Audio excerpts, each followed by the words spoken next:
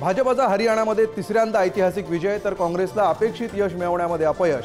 मतांच्या ध्रुवीकरणाचा काँग्रेसला फटका।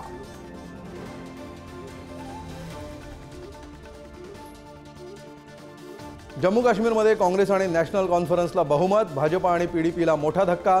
ओमर अब्दुल्ला मुख्यमंत्री होण्याची शक्यता। विरोधकांच्या फेक नॅरेटिव्हला आम्ही थेट नॅरेटिव्हनं उत्तर दिलं। फडणवीसांचा मवियावर हल्लाबोल।